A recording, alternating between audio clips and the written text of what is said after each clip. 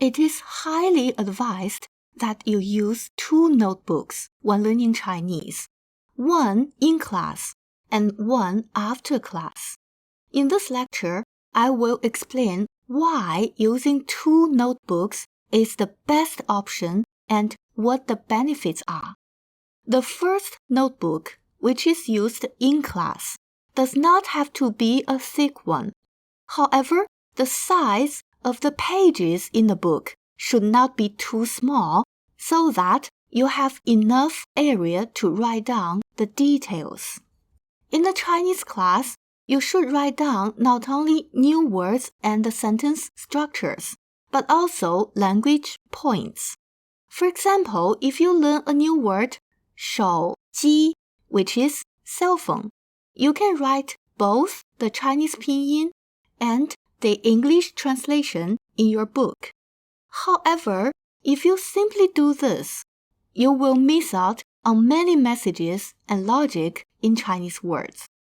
In the word 手机, 手 means the hand, and 机 means machine. So, 手机 is literally a hand machine.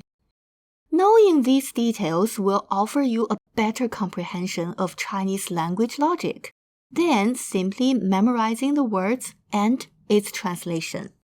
And later, if you learn another new word, 二手, which means second-handed in English, you will easily make the connection because 二 means the number 2, and 手, as we know, means hand.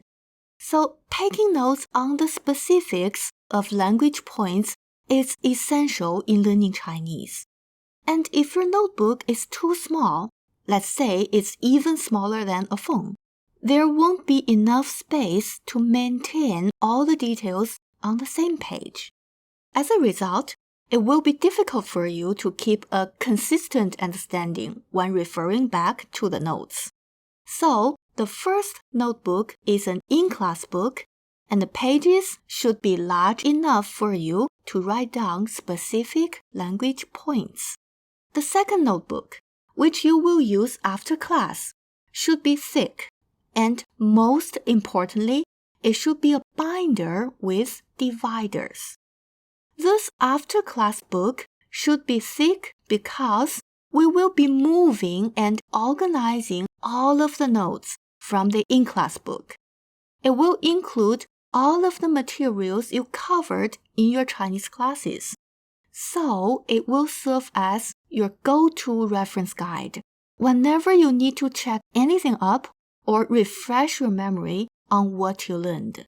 Please keep in mind that we're not only moving the notes from the in-class book to the after-class book, but we're also organizing the notes. In that case, let me show you why a binder with dividers is ideal. The first step is to name the dividers with specific labels. You can label them with the part of speech, such as nouns, verbs, adjectives, or adverbs. You can also classify them by topic, such as greetings, shopping, ordering meals, traveling, and so on. And then you can insert some blank pages between the dividers. That's it. Your after-class book is ready, and you can begin arranging your notes. Let me show you an example.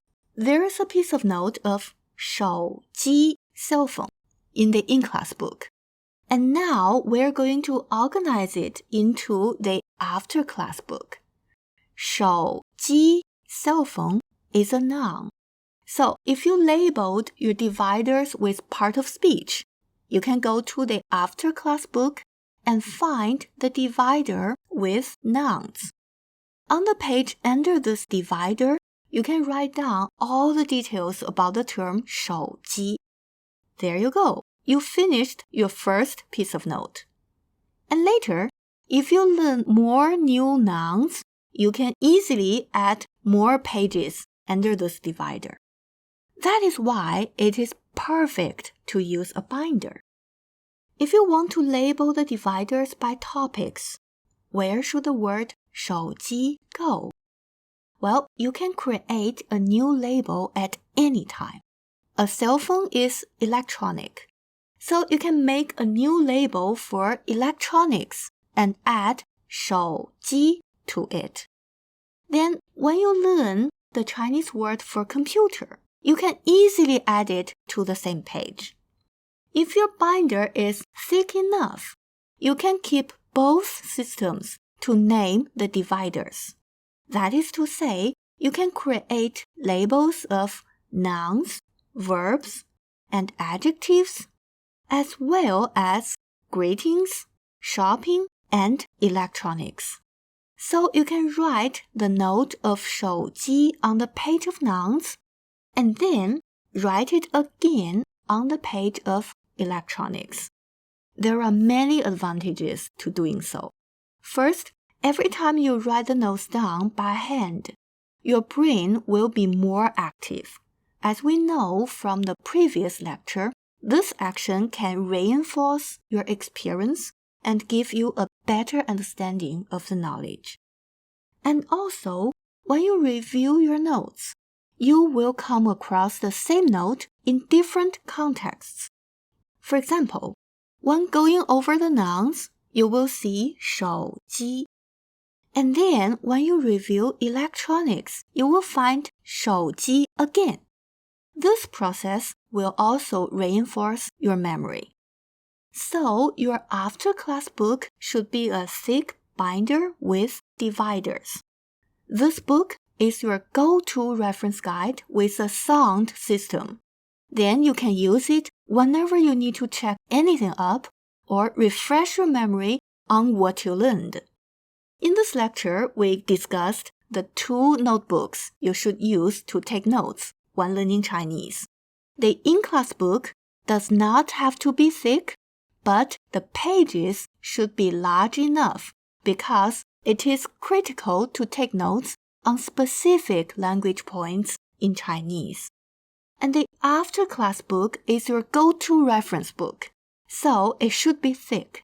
And it is ideal if it's a binder with dividers, so you can always add new pages and keep a good system of your notes.